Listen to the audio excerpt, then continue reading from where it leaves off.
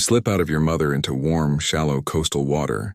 Your head is still soft and flat against your body. 5 more siblings are born right after you, twisting and swimming beside you. Your mother doesn't stay. She keeps swimming into deeper water, leaving all of you behind in the shallows. You're alone now, small, weak, and surrounded by danger. As time passes, your head begins to change shape. The soft cartilage on each side slowly spreads wider, forming the famous hammer shape. It takes hours for it to harden completely. By sunset, your head is firm and strong, the perfect tool for survival. You swim close to the sandy bottom looking for a place to hide. You find a thick patch of mangrove roots that twist down into the water. The roots make a safe maze for small sharks like you. But then the water above you darkens. A huge shadow circles the nursery. It's another shark, much bigger, much stronger. It's hunting. One of your siblings drifts too far away from the roots. The larger shark turns sharply and attacks. In seconds, your sibling is gone, dragged into deeper water. You push yourself deeper into the mangrove roots, trembling but alive. The big shark circles once more, then swims away. You survived your first attack, barely. Night comes. You stay close to the roots, afraid to go out. The mangroves protected you today, but you're growing fast. Soon you'll be too big to hide here. 3 weeks later, you swim out onto the open sand. Your head swings from side to side as you scan the seafloor. Your hammer isn't just for show. It helps you sense tiny electrical signals from other animals. You feel something faint, a small pulse under the sand. You dig with your snout, pushing sand aside, and then suddenly a stingray bursts out and slaps the water. Its tail whips back and stabs into the side of your head. Pain shoots through your body. You twist and swim away, unbalanced and dizzy. You hide under the roots again, bleeding slightly from the wound. Hours later, the pain fades. You're hungry again. You return to hunt, sweeping your hammer slowly side to side. This time you sense something smaller, a flounder hiding under the sand. You strike quickly, pinning it with your hammer, and bite down hard. It's your first real meal. You've learned how to hunt and how to survive. Months pass. You've grown too big for the nursery. Now you swim out into deeper water. The seafloor drops away beneath you, and open ocean stretches in every direction. Then you see movement, a group of young hammerheads your size. They swim together in a perfect formation, turning as one. You join them. No one pushes you away, so you stay with the group. Together you move like a single giant creature. When the current shifts, everyone turns the same way. When danger comes, the school protects its own most of the time. Suddenly, a barracuda drops down from above. It's long, silver, and fast. The school turns sharply left, and you follow. But you're swimming on the edge, the most dangerous spot. The barracuda lunges, striking one of the outer sharks.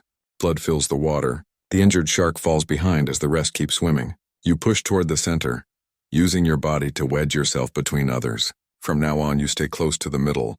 The school keeps you alive, Wankum, but only if you can keep up. A year passes. Now you're bigger, stronger, and faster. Hundreds of hammerheads join the Great Migration, swimming together for miles. The sight is incredible, a living wave of sharks moving through the ocean. But the water starts to get colder. Your muscles slow down. You struggle to keep pace. The cold numbs your body, and you begin to drift toward the back of the school. That's when a tiger shark appears behind the group. It's following the weak ones, the stragglers who can't keep up. It attacks the slowest hammerhead, biting down and dragging it away. You panic, forcing your tired muscles to move faster. You push back into the center just as the tiger shark takes another. You survive, but barely. You learn something new today. In the ocean, there's always something bigger, faster, and hungrier. At 3 years old, you leave the school. You find your own reef to hunt around. The reef is colorful, full of coral and fish. You sweep your hammer side to side, scanning for prey hiding in the sand. You pin a fish, bite down hard, and eat. This is your territory now. But one day, another hammerhead appears. It's your size, maybe a little smaller. You circle each other slowly, eyes locked. Then you both charge. You slam your hammer against theirs, twisting and snapping. The fight is fast and violent. You bite at its gills. It bites your side. Blood spills into the water. You ram it again, pushing it into the coral until it finally retreats. You're hurt, but victorious. You've defended your first territory and proved you can survive alone. Years pass. You're now 7 years old. It's mating season. Hundreds of hammerheads gather in warm tropical waters. The females are larger, swimming calmly while males compete to get close. You follow one female through the group. Another male bites her fin and holds on. You move in from the other side and bite her opposite fin. She doesn't fight. This is how hammerheads mate. The other male lets go and you take his place. You line up beside her and for a few seconds it's over. She swims away, disappearing into the crowd. You'll never see her again. Or the pups she'll give birth to. Hammerheads are solitary. Parents never meet their young. At 11 years old, you're a powerful hunter. You patrol your reef, hunting groupers and smaller sharks. You've learned to fight, hunt, and survive. But one day, as you tear into your meal, the light around you fades. A shadow rises from the deep. A great white shark and twice your size. It glides upward with slow, confident power. You back away from your kill, keeping your eyes on it. The great white eats your catch in one bite. Then it turns toward you. You spread your hammer wide, trying to look big. The great white watches you for a moment, then turns and swims back into the dark. You exhale slowly. You live another day. Years pass again. You're 14 now. Your muscles are slower. You've lived a long, dangerous life. You're hunting near a deep ocean trench when the water around you shakes. Something enormous is coming up fast. It's not a shark. It's an orca, a killer whale. It's bigger, smarter, and much stronger than you. It hits you from the side like a torpedo. You spin through the water, disoriented. You try to swim, but it circles back and slams into you again. This time it flips you upside down. Sharks can't breathe properly when turned over. Your body freezes. You can't move. The orca keeps you there, holding you still until you stop fighting.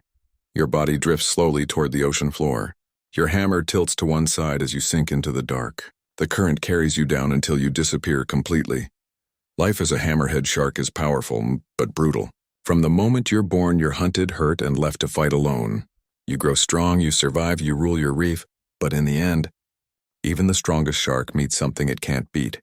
Because in the ocean, there's always something bigger, and trust me, there's another animal out there that has it even worse.